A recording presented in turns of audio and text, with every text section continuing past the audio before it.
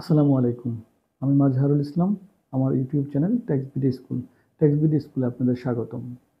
শুধুই আজকে আমরা আইটিবি পরীক্ষা 2024 এর জন্য যে সাজেশন 2 করেছি, সেই সাজেশন 2 এর হিসাব বিজ্ঞান পার্ট নিয়ে আলোচনা করব। শুধুই আমরা আইটিবি পরীক্ষার প্রস্তুতি স্বরূপ যদি বাংলা, ইংরেজি, হিসাব বিজ্ঞান এই তিনটিকে খুব বেশি প্রাধান্য দেই বা এটাকে মাথায় নিয়ে পড়াশোনা করি, তাহলে পাশ করাটা আপনাদের জন্য অনেকটা সহজ হবে। তাই আমি বলবো সাজেশন বা আপনারা নিজেরা হিসাব বিজ্ঞান পার্টগুলো ভালো করে দেখবেন। আর যারা কমার্সে আছেন বা বাণিজ্য শাখায় পড়াশোনা করছেন, বিকম করেছেন, তাদের জন্য অনেকটা সহজ হবে। আমরা এই পর্বে রেওয়া মিল নিয়ে আলোচনা করব।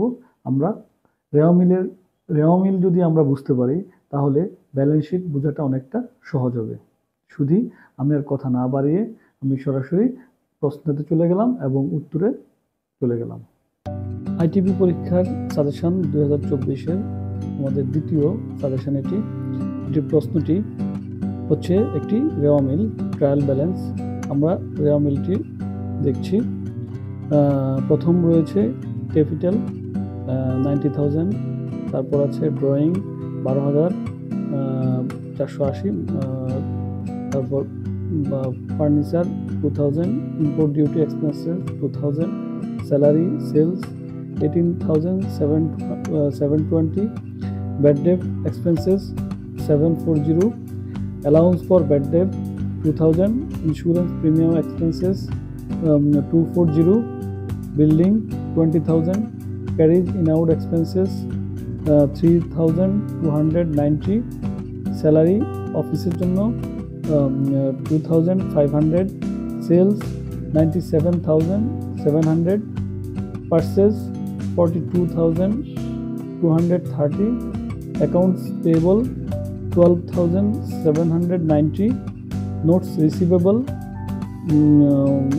1,500, notes payable 18,460, return inward 1,760, investment 15,000, cash in hand 270, advertisement expenses 4,000, inventory 26,420, bank balance 30,000, account receivable 37,800। আমরা ট্রায়াল ব্যালেন্সটির সমাধানে যাচ্ছি।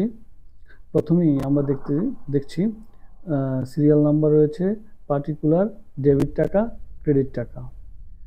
Number 1 capital. আমরা জানি এটি লাইবিলিটিজ, দায়। যেহেতু দায়, সেক্ষেত্রে এটি ক্রেডিট দিকে যাবে, মানে আমরা ক্রেডিট ঘরে 90,000 টাকা বসাবো। সিরিয়াল অনুসারে 2 নংয়ে রয়েছে ড্রয়িংস।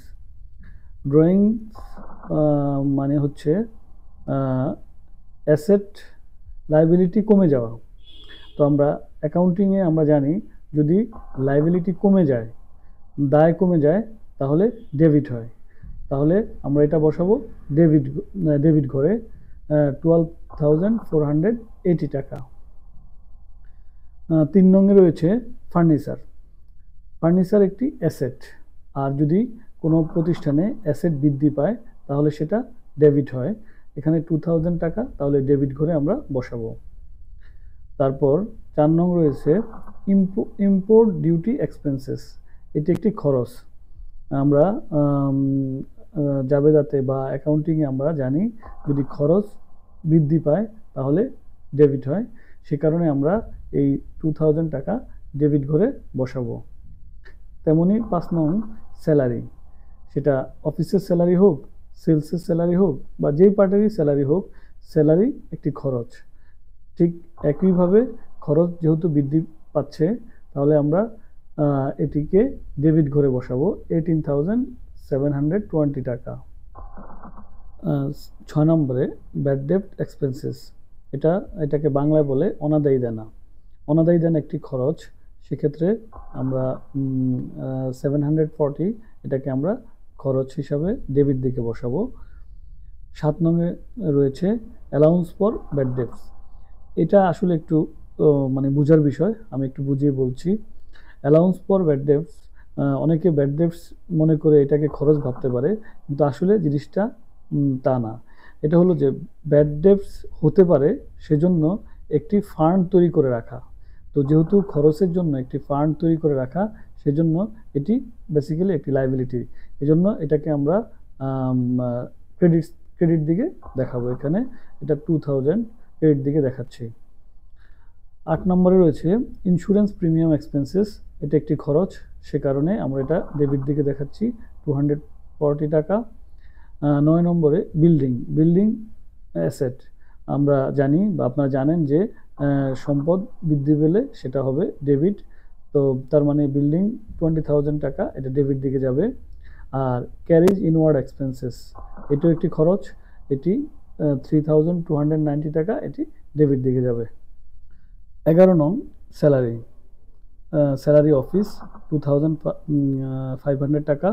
স্যালারি অফিস হোক যাই হোক, সেটা অবশ্যই খরচ হিসাবে এটা ডেবিট দিকে যাবে। 12 নং সেলস, এটা ক্রেডিট দিকে যাবে, কারণ সেলস ইনক্রিজ লাইবিলিটি, ওনারের লাইবিলিটি ইনক্রিজ করে, সে কারণে এটা ক্রেডিট দিকে যাবে। 13 নং পার্সেস 12,230, এটা ডেবিট দিকে যাবে, কারণ এটা ওনারের লাইবিলিটি ডিক্রিজ করে, যার কারণে কি এটা ডেবিট দিকে যাবে।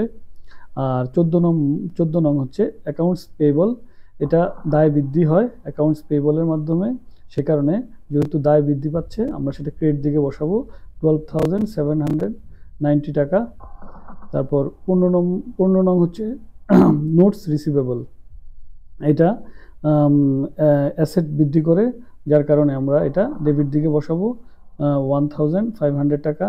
আবার একই রকম 16 নং রয়েছে নোটস পেয়েবল, এটা দায় বৃদ্ধি করে, লাইবিলিটি যেহেতু বৃদ্ধি হয়েছে সে কারণে এটা ক্রেডিট দিকে যাবে 18,460 টাকা। 17 নং রয়েছে রিটার্ন ইনওয়ার্ড, এটা খরচ, এটা ডেবিট দিকে যাবে 1,760 টাকা। আর 18 নং রয়েছে ইনভেস্টমেন্ট সম্পত্তি ইনক্রিজ করে 15,000 টাকা, যার কারণে এটা ডেবিট দিকে দেখাতে হবে। তারপর 19 নম্বর ক্যাশ ইন হ্যান্ড, এটা অ্যাসেট বৃদ্ধি করে, সে কারণে এটা ডেবিট দিকে যাবে 270 টাকা। 20 নং রয়েছে আমাদের অ্যাডভার্টাইজমেন্ট এক্সপেন্সেস, এটি একটি খরচ 4,000 টাকা, অতএব এটি ডেবিট দিকে দেখাতে হবে।